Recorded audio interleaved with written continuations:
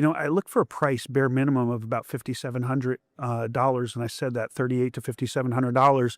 I think actually that's a low figure, and I think 10 years for this bull market is low because I fully believe that the central banks for 3.5 years to 4 years have given us a head start on the gold price for this bull market. Typically, that would come with about a 5-to-1 Dow to gold ratio. It should take, or gold to Dow, it should take 5 ounces of gold to buy the Dow completely. Right now, we're about at like 11.5, 11.9. If we were going to get to 5 on the Dow to gold ratio, gold either needs to get to $9,000 an ounce or the Dow at 47,000 needs to drop to 22. Rich Checkan, a seasoned precious metal strategist, recently shared his perspective on where gold could be heading next, and his view is far from conservative. He believes that the ongoing bull market in gold, which he expects to last at least a decade, has been accelerated by years of central bank intervention and monetary expansion. According to his analysis, the Dow-to-Gold ratio, a classic indicator of relative value, still sits near 11.5, meaning it takes over 11 ounces of gold to buy the Dow Jones index. Historically, this ratio compresses to around 5 at major market turning points. To reach that equilibrium, either gold must surge toward $9,000 an ounce, or the Dow must fall sharply to around 22,000. Either outcome signals massive capital rotation ahead. If you found this helpful, like, share, and subscribe to The Metal Bar. Turn on the bell so you don't miss any updates, and comment below to share your thoughts on gold, silver, and the markets. The bottom line is long term, I don't see anything has changed. When we saw the initial pullback in gold, the first one, it turned out to be a few, right? And I think the damage was about 10% or so, or something like that, maybe a little more. After the first one, I went back to my staff the next day and I said, what fundamentally has changed? Very simple question. And I know the price changed, right? Clearly that went down, but what fundamentally has changed? And I still can't find any reason, for it to pull back other than it's probably time. We had a little over 10% pullback and, put it in perspective, gold was moving up like 10% a week for how long, right? We had 10% pullback. That being said, maybe it's not enough. We could see more, but, the big question on everybody's mind is this the end? Is the beginning of the end? Is this the end? And I don't see how that's possible. There are a bunch of different signs we look at for the end of a bull market, and none of them are firing. So I just think the price changed. I think it's a healthy, very healthy consolidation, and it's a dip, not an end to a bull market, which means it should be embraced, not feared. We're stacking up debt, and if we have the world stop buying our debt, that could be a real problem. A pullback in the stock market, as always, could trigger fear and concerns. Now, if that happens, be careful, because if you see a precipitous fall in the stock market, don't be surprised, expect to see gold and silver sell off too right away. And the reason that happens is because there will be margin calls in the stock market. People are going to go where they have liquidity, which means selling gold and silver to meet margin calls. And right away, bargain hunters are going to swoop in and pick up cheap gold. So it will be short-lived, but if the stock market falls precipitously, expect gold and silver to pull back as well. Typically, that would come with about a 5-to-1 Dow to gold ratio. It should take, or gold to Dow, it should take 5 ounces of gold to buy the Dow completely. Right now, we're about at like 11.5, 11.9. If we were going to get to 5 on the Dow to gold ratio, gold either needs to get to $9,000 an ounce or the Dow at 47,000 needs to drop to 22. Well, I think it talks to the weakness of the dollar and that trend, right? So the numbers, just so you know, in 25 years, since January 1st, 2000, the Dow's up 319% as of Halloween, right? So as the end of the month is the last closing day I can give you.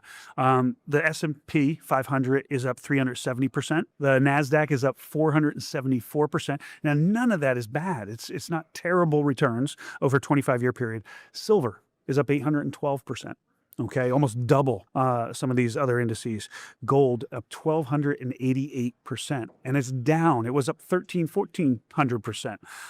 So what does that tell us? It tells us that those gains in the markets in dollar terms aren't as significant as we think they are. For instance, the Dow at 47,000, they are new nominal all-time highs, and we keep making new highs, and everybody's talking about how out of control it is. And I do think it's out of control in terms of valuations, and it does need to correct. But put it in perspective. Measure the Dow in gold. Right now, the Dow measured in gold is only 60% of what it was when the dot-com bubble burst. That is the all-time absolute high for the Dow. We're only 60% of the way up there. It looks like we're at new highs because the dollar is so weak. Rich Checkan believes the recent pullback in gold is nothing more than a healthy consolidation, not the end of the bull market.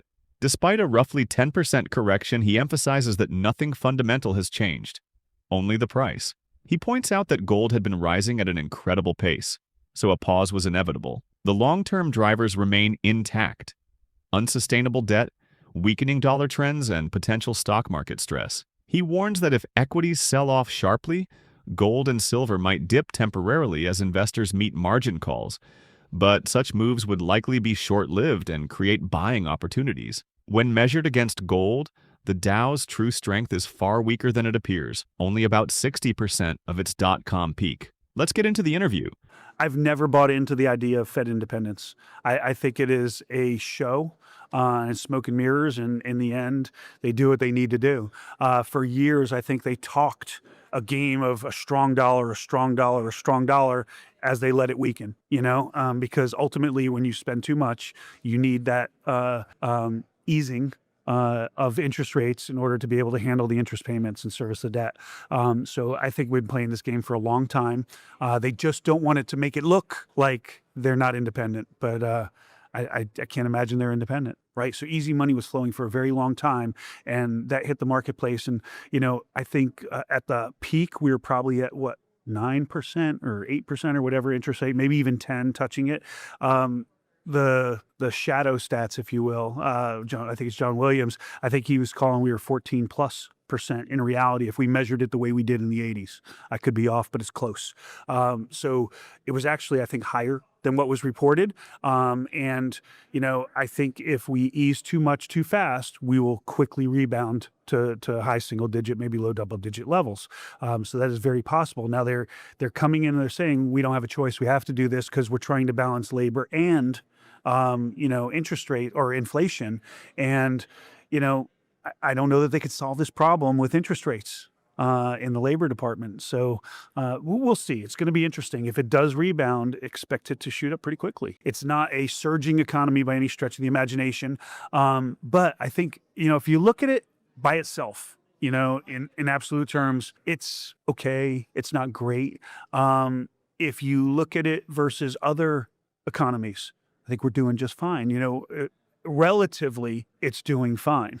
It doesn't mean it's strong. And I still think that, I've said this all along for the past 4 or 5 years. I think the economy is a strain on a lot of consumers, especially the middle class and the lower middle class or the lower classes.